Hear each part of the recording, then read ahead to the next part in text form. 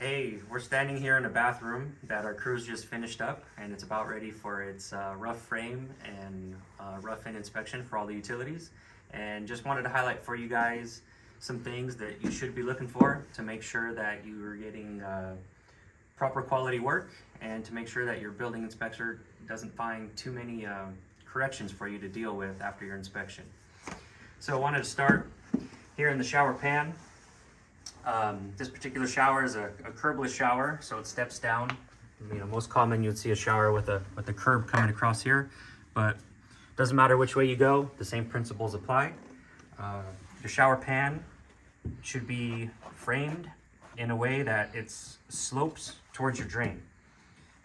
You want to make sure also that the framers put in plenty of screws or nails so that the pan is nice and secure in preparation for the waterproofing.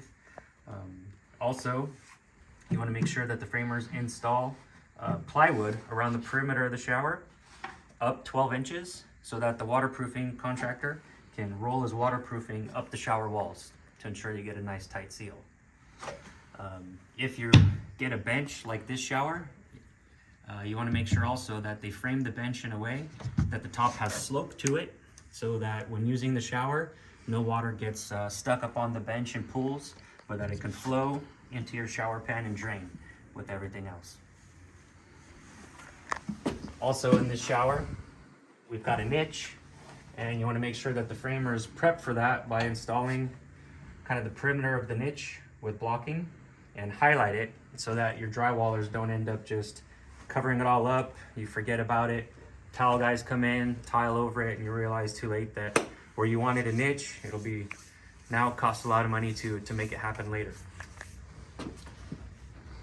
Moving on to the utility walls, you also want to make sure that the plumbers insulate all your hot water lines. You want to make sure that they install blocking or strapping on your plumbing so that the plumbing pipes, no matter if they're waste or water or gas, do not have a lot of wiggle to them. Same concept for the electrician's work. Here the electrician used wire guides to make sure these two wires don't have too much wiggle in them as they go up the wall. On this wall, instead of wire guides, the electrician used staples to make sure that his wires are all nice and secure.